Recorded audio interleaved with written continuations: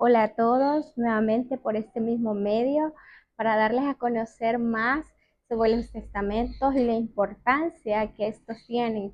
Y todo se encuentra acá en tu canal, Tu Voluntad Cuenta, lo que debes saber sobre testamentos en El Salvador.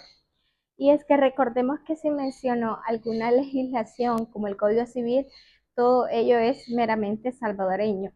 Y bien, quiero hablarles de los asignatarios a título universal antes de llegar a algún ejemplo de testamento.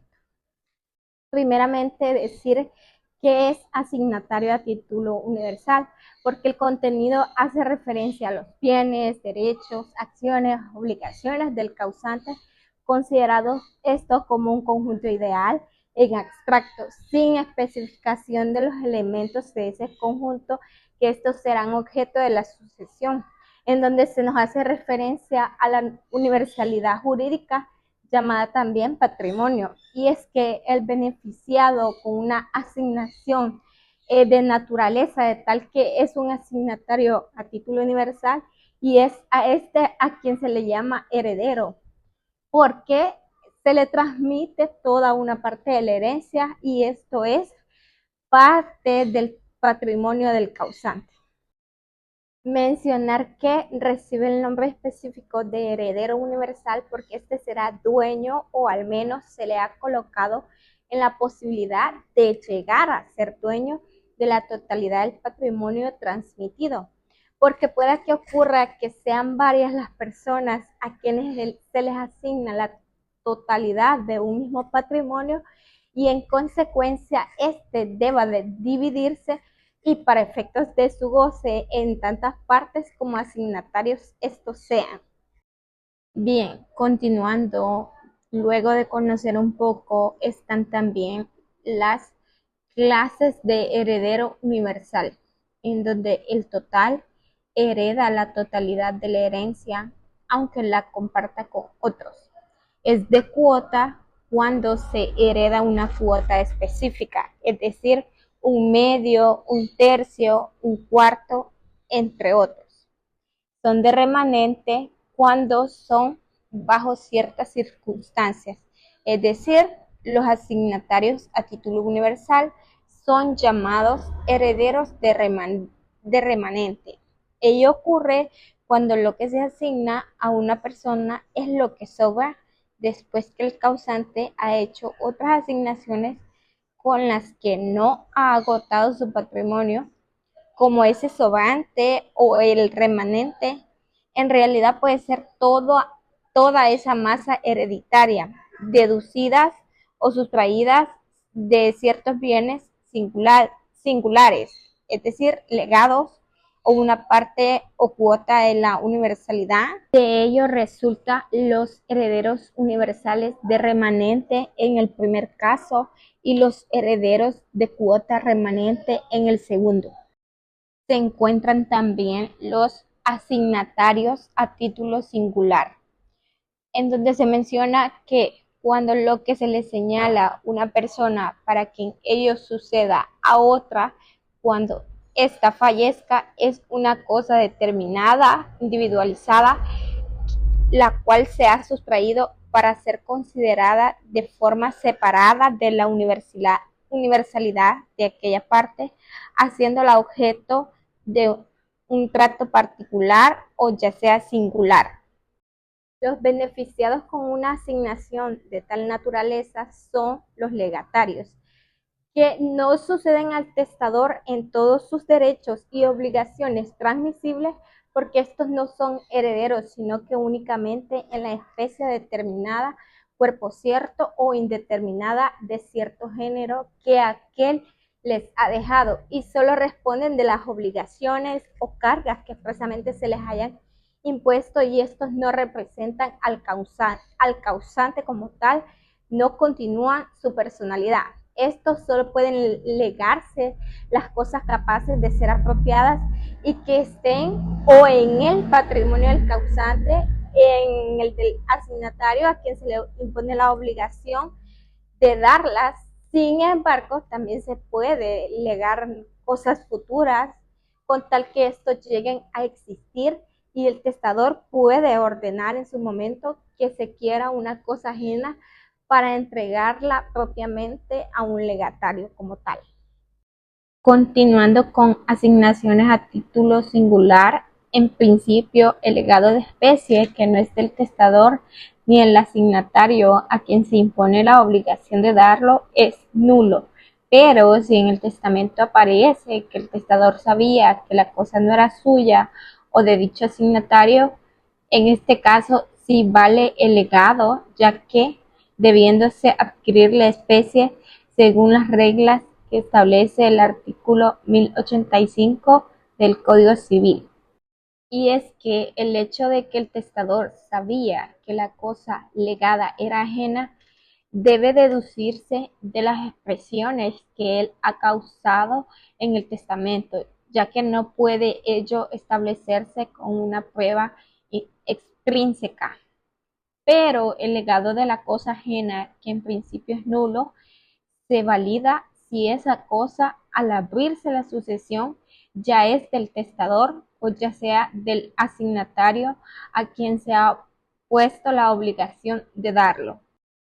Y es que particularmente trata la ley en el mismo artículo en que dispone lo anterior, 1097 del Código Civil, el caso del legado de un solar, esto es, el de un terreno urbano, que son los que están destinados para construir sobre ellos, prescribiendo que si el testador edifica en el mismo, después de haberlo legado, solo se deberá el valor del solar, no aplicándose las reglas ya estudiadas relativas a si vale más o vale menos que lo agregado, como en el caso del predio. Por tal razón, lleva a concluir que en este se trata de un predio rústico. Es por ello que se cree que la razón de tal diferencia estriba en la misma naturaleza del solar indicada arriba, porque cuando se lega alguna cosa, el testador, por regla general, no se priva de su uso, sino más bien sigue sirviéndose de ella. Y si edifica sobre el solar, solo está usándolo conforme al fin a que está destinado. Ahora bien, continuando con lo que ya se trae, también es menester decir de las donaciones revocables, las cuales les hablaré a continuación. Y es que las modalidades, que son modificaciones introducidas por las partes o ya sea por la ley, en las consecuencias naturales de un acto jurídico, también estas pueden ser impuestas por el testador o ya sea por sus asignaciones, en donde el testador, por el hecho de que sus asignaciones son liberalidades, puede exigir a aquellos a quienes las destina se sujeten a ciertos requisitos para gozar de ellas, para conservarlas o ya sea para limitar su goce. Entonces, lo que significa es que las asignaciones que hace el testador pueden ser ya sea puras o también simples, cuando no introduce modificaciones en sus efectos naturales, y estas están sujetas a modalidades. Las modalidades en el derecho contractual como tal son de tres clases, donde es la condición, el pago y el modo, pero son las asignaciones testamentarias y en donde nos encontramos con el plazo, que no se regulan asignaciones sujetas a plazo, pero sí las asignaciones testamentarias que a día. El día no es una modalidad en sí mismo, sino que más bien es un señalamiento original o una condición o un bien plazo según las circunstancias que oportunamente se dijeran cuando se trate de tales asignaciones.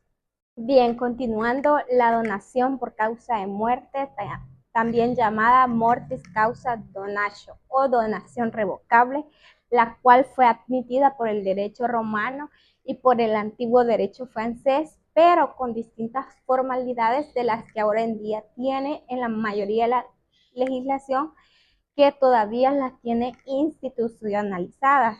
Y es que los institutos justinianos definían como la donación por causa de muerte y es la que se hace con la consideración de la muerte. Esto es como cuando alguno da con ánimo de que si sucumbe en un peligro, que éste corresponda a la cosa al que la recibe y que vuelva a él si éste sobrevive, o si en caso se arrepiente de la donación, o dado el caso, si el donatario muere antes que él. Formalidades de la donación revocable. Y es que cuando se habla de la donación revocable, nos referimos a que es un acto jurídico unilateral, el cual está verificado teniendo en consideración la muerte del disponente, es decir, supeditado a la muerte de éste para poder producir sus efectos, los cuales beneficiarán a una persona, la cual se le llama donatario. Y tal efecto jurídico deviene perfecto e irrevocable por el solo hecho de la muerte del disponente, especialmente llamado donante, por tener como característica la revocabilidad. Y es que consecuencia de que esta donación es un acto por causa de muerte. La donación revocable por causa de muerte. Como punto número 1, acto formal que se encuentra estipulado en el artículo 1114 del Código Civil, en donde dice que si se reserva la revocabilidad se tiene que confirmar por testamento. En este caso, la donación revocable se asemeja a las disposiciones testamentarias. Para que ésta sea válida, la ley lo que exige es que cumpla con las mismas solemnidades del testamento, es decir, que debe ser un acto formal. Y es que el artículo 1114 del Código Civil menciona que si la donación se hace con la condición de reservarse el donante la facultad de revocarla, debe ser confirmada por un acto testamentario. Esto quiere decir que debe ser otorgada con las solemnidades de un testamento, ya sea abierto o cerrado, para que después de la muerte del donante no se confunda esto con una donación irrevocable entre vivos. Continuando con la donación revocable por causa de muerte, y es que como punto número 2 es nulidad, la cual se estipula en el artículo 1115 del Código Civil, que nos menciona que es nula la donación a título universal de bienes futuros, aunque se haga con las solemnidades que la ley exige para el testamento. En general, las reglas de nulidad son aplicables a los testamentos y se aplican a las donaciones revocables. Como punto número 3, aplicación supletoria de las reglas del testamento, artículo 1116 del Código Civil habla sobre ello, en donde nos menciona que en todo lo que no se haya dispuesto expresamente en los artículos sobre donaciones revocables, estas se sujetarán a las reglas establecidas para los legados, si es a título singular, o para las herencias si es a título universal, es decir, a las reglas del testamento. Y esto significa que las disposiciones testamentarias se aplican de forma supletoria a esta clase de donaciones. Como punto número 4, si se hace la tradición, el donatario tiene las obligaciones del usufructo, lo cual se estipula en el artículo 1117, que menciona que mientras el donante vive, la donación revocable es ineficaz, y sin embargo, si el donante hace la tradición, es decir, la entrega de las especies donadas, el donatario, que es el quien recibe, adquiere los derechos y asimismo contrae las obligaciones de un usufructario. Es decir, puede gozar de la cosa, pero con la obligación de conservarla y restituirla si la donación es revocada o si fallece antes que el donante. Como punto número 5, son legados anticipados. Se estipula en el artículo 1118 del Código Civil, en donde se dice que las donaciones revocables a título singular de una especie o cuerpo cierto, como se llaman, son consideradas como legados anticipados, y esto se refuerza con el carácter de acto de última voluntad, ya que la donación solo se hace efectiva plenamente con la muerte del donante. Siguiendo con lo que ya se trae, la número 6 es si es sobre todos los bienes se considera testamento. Lo estipula el artículo 1119 del Código Civil salvadoreño, en donde establece que la donación revocable de todos los bienes o de una cuota de ellos, es decir, a título universal, se mira como testamento y se rige por las reglas de la herencia. De igual forma, la número 7, es decir, la revocación expresa o tácita, la cual la estipula el artículo 1122 del Código Civil. Y es que la regulación jurídica nos menciona que la facultad de revocar la donación es una de las características esenciales de esta figura.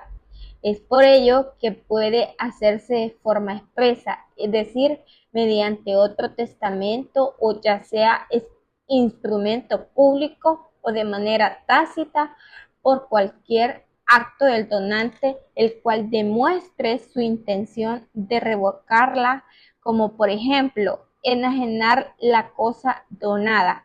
Esta revocación debe ser notificada al donatario. En resumen, puedo decir que la donación revocable por causa de muerte es una figura jurídica la cual permite a una persona, es decir, que es el donante, disponer de sus bienes a favor de otra, la cual se considera el donatario, pero su plena eficacia está supeditada a la muerte del donante, y ésta conserva el derecho de revocarla en cualquier momento o antes del fallecimiento. Esencialmente es una disposición de última voluntad, la cual debe cumplir con las formalidades de un testamento meramente.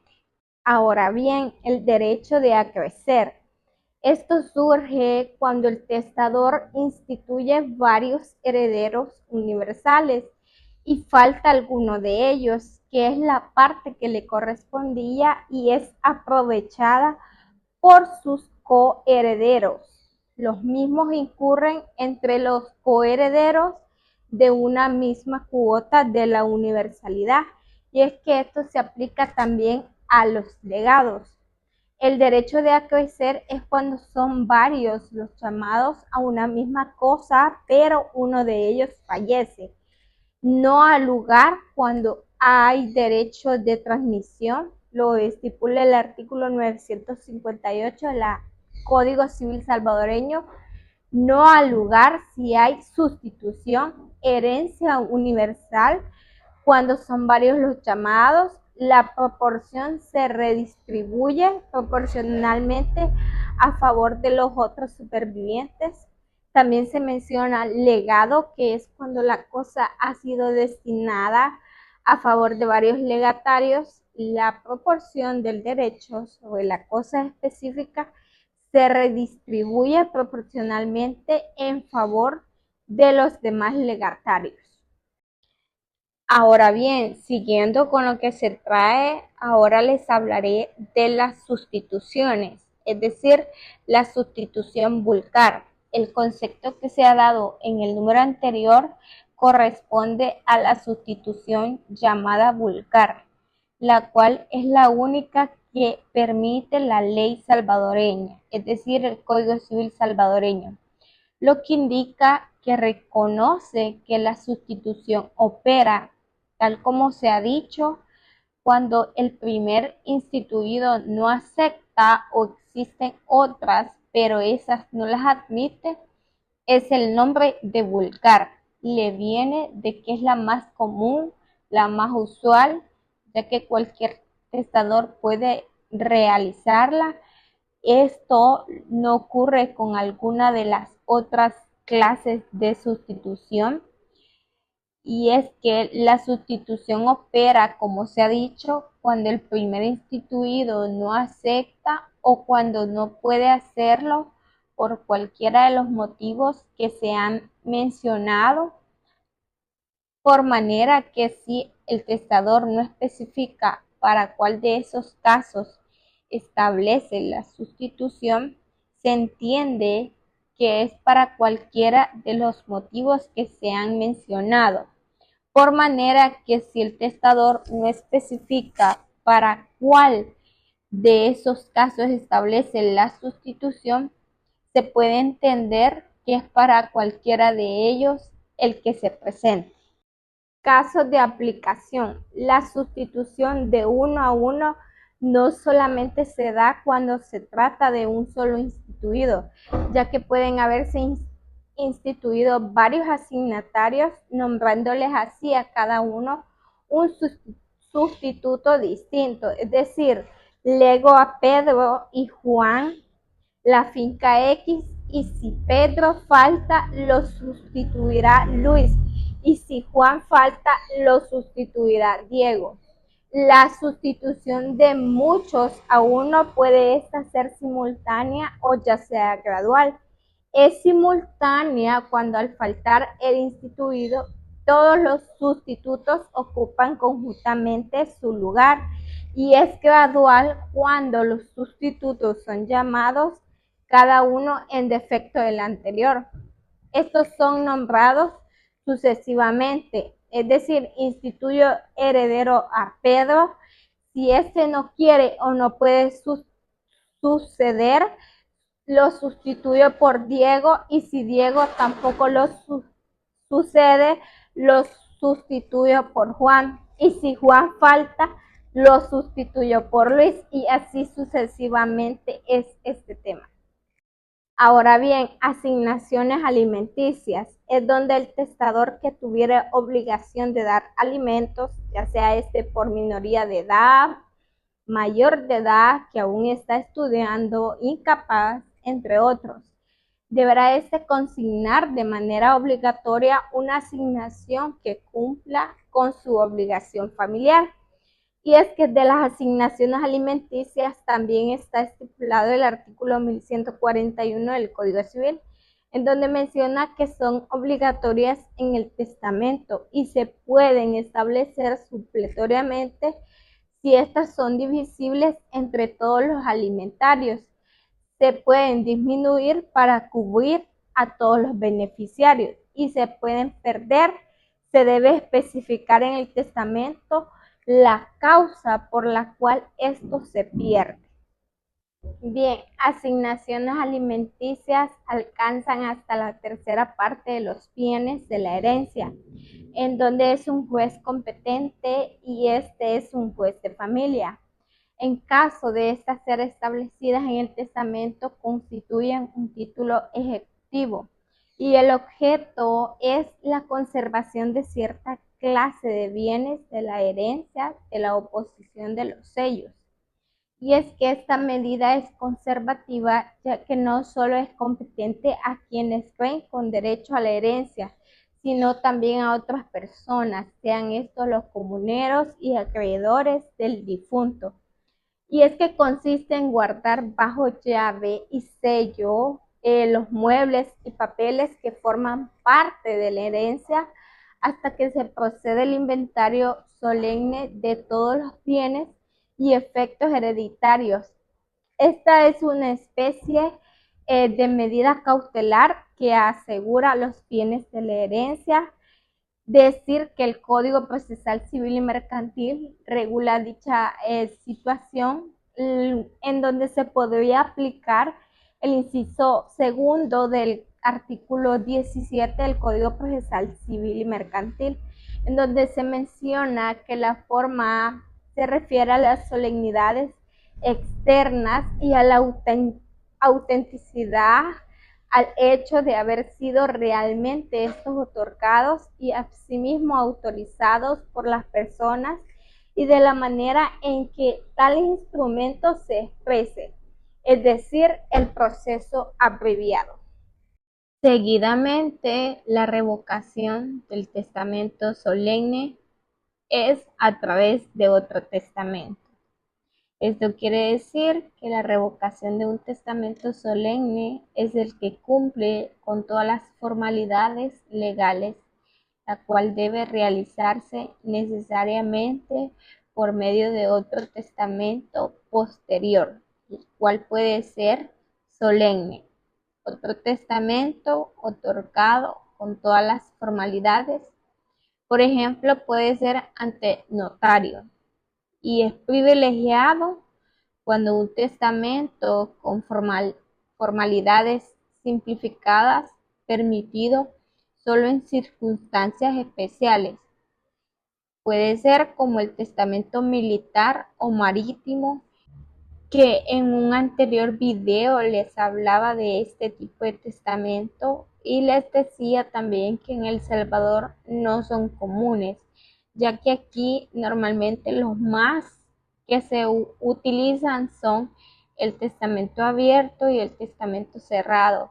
Y es que en un próximo video pues también daré ejemplos para que puedan conocer y comprendan las diferencias que existen en cada uno de ellos, ya que el testamento cerrado, como se sabe, es ante un notario y ante una cantidad de testigos.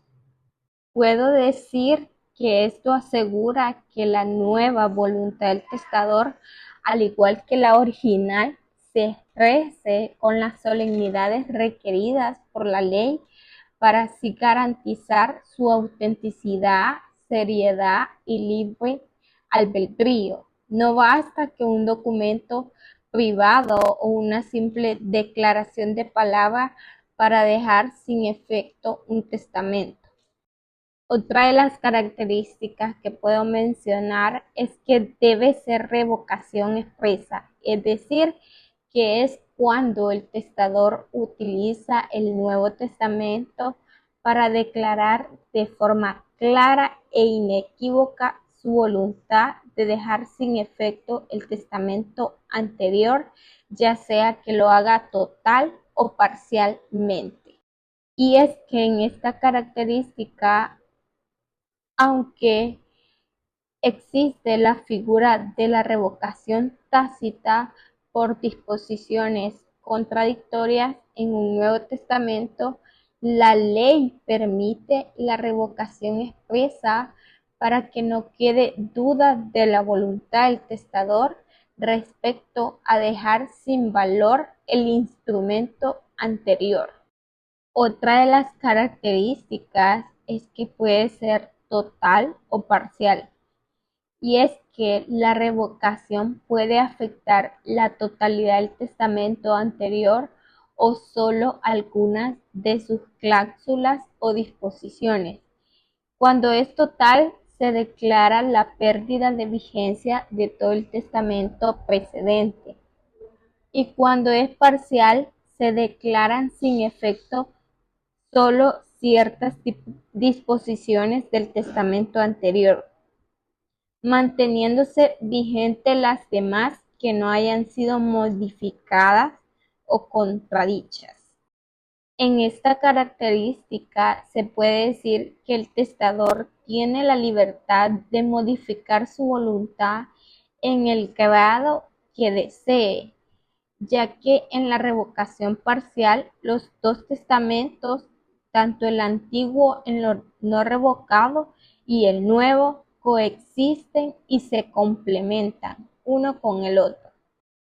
Continuando con la siguiente característica de la revocación del testamento solemne, también está la de si se revoca con un testamento privilegiado y este caduca subsiste el solemne, es decir, los testamentos privilegiados, militares, marítimos, entre otros, los cuales tienen un carácter temporal y si las circunstancias especiales que los justificaron desaparecen o si transcurre un plazo, el testamento caducó, pues este claramente pierde su validez de manera automática. Y es que si un testamento solemne fue revocado por un testamento privilegiado y este último finalmente caduca por ley, la revocación, por tanto, también caduca. Y es que como consecuencia, el testamento solemne original recupera su plena vigencia y se entiende que el testador solo quiso que la revocación durara mientras el testamento privilegiado estaba vigente. Otra de las características es el otorgamiento de un nuevo testamento sin que el más nuevo no revoque el anterior, dejará intactas las cláusulas del antiguo que no sean contrarias. En este punto se puede describir la figura de la revocación tácita o la coexistencia testamentaria. Puede ser si el Nuevo Testamento no incluye una cláusula de revocación expresa del anterior, pues en este caso las disposiciones del Testamento Antiguo permanecen válidas y solo serán revocadas de forma tácita aquellas cláusulas del Testamento Antiguo que sean incompatibles o ya sea contrarias a las nuevas disposiciones del Testamento posterior. Puedo decir que si el Nuevo Testamento es silencioso respecto al anterior, solo las disposiciones que entren en conflicto directo con las nuevas se entienden revocadas. Y es que ambos testamentos se aplican conjuntamente para la sucesión, prevaleciendo así siempre la voluntad más reciente, es decir, la del testamento nuevo en los puntos de contradicción. Continuando, la revocación del testamento privilegiado es más que todo la caducidad que tiene si el otorgante sobrevive los 90 días al otorgamiento del mismo, estipulado en el artículo 1142, inciso segundo, el cual menciona que los testamentos privilegiados caducan sin necesidad de revocación en los casos previstos por la ley. En relación con los artículos 1030 y 1037 del Código Civil mencionan lo siguiente. El artículo 1030 dice que si el testador falleciere antes de expirar los 90 días subsiguientes a aquel en que hubiere cesado con respecto a él las circunstancias que habilitan para testar militarmente, valdrá su testamento como si hubiere sido otorgado en la forma ordinaria. Es decir, que si el testador sobrevive a este plazo, caducará el testamento. El artículo 1030 menciona una condición de vigencia para el testamento militar, ya que una vez que el peligro o la circunstancia que lo justificó ha pasado, como vigencia como ordinario, el testamento valdrá o más bien será válido como si fuera un testamento ordinario. Es decir, que si el testador fallece dentro de los 90 días siguientes a aquel en que cesaron las circunstancias que lo habilitaban para testar militarmente, puede ser el fin de la guerra, la campaña, la reincorporación a la vida civil normal, entre otras. Y este periodo de 90 días actúa como un plazo de gracia o ya sea de prórroga de validez. en donde el legislador asume que la muerte cercana al cese de las hostilidades o el peligro aún está ligada a la circunstancia excepcional y la caducidad. Si el testador sobrevive a este plazo de 90 días, pues el testamento militar en este caso caducará. En el caso de la caducidad, implica que el testamento pierde su validez y deja de surtir efectos legales, los cuales se asume que al haber pasado 90 días en circunstancias normales, el testador tuvo tiempo suficiente para otorgar un nuevo testamento con las formalidades ordinarias si esa era su voluntad, y si no lo hizo, la ley pues interpreta que esa voluntad testamentaria especial ya no debe de prevalecer como tal. El artículo 1037 menciona que el testamento marítimo no valdrá sino cuando el testador hubiere fallecido antes de desembarcar, o ya sea antes de expirar los 90 días subsiguientes al desembarque. Ahora bien, el artículo 1037 lo que nos establece es una condición similar, pero no ligada al desembarque, salir de la nave, es decir, para el testamento marítimo. Y es que se encuentra la validez de doble condición.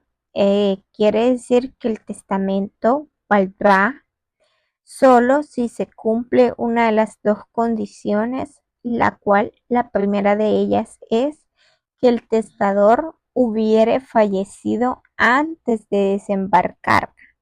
Es decir, si la persona muere a bordo de la nave antes de que el viaje concluya para él. La segunda es que el testador hubiere fallecido antes de expirar los 90 días subsiguientes al desembarque. La caducidad trata de si el testador sobrevive al desembarque por más de 90 días, es decir, el testamento marítimo caducará.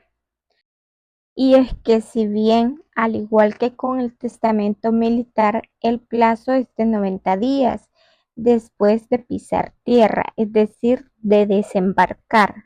Ese es el límite de la validez y se espera que una vez finalizada la travesía y reincorporado a la vida terrestre, el testador disponga del tiempo necesario para poder formalizar su testamento de manera ordinaria.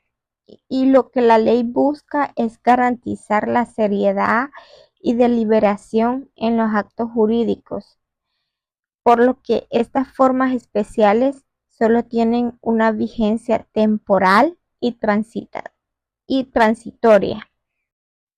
Y para ir finalizando, puedo decir que ambos artículos reflejan el mismo principio legal, donde son los testamentos privilegiados, donde ya decía que son el militar y el marítimo. Aquí estos son una excepción a la regla general y se permiten solo porque la situación especial, la cual es guerra o viaje marítimo, les impide cumplir con los requisitos ordinarios de la ley. Y para evitar que estos testamentos, que tienen menos formalidades y por ende son más susceptibles a vicios, se mantengan indefinidamente, la ley les impone una vigencia limitada, la cual está ligada al fin de la circunstancia excepcional. Y es que esta limitación es el plazo de los 90 días, es decir, desde que cesa la causa que habilitó su otorgamiento, sea el fin de la guerra o el peligro o desembarque. Se puede decir que aquí lo que existe es un plazo clave de 90 días y un efecto clave, la cual es la caducidad, es decir, la pérdida de validez. y recordar siempre que el testamento marítimo y militar en El Salvador no suelen ser los más comunes, sino que los más comunes son el testamento abierto y el testamento cerrado. Muchas gracias a todos por estar acá visualizando y nos vemos a la próxima.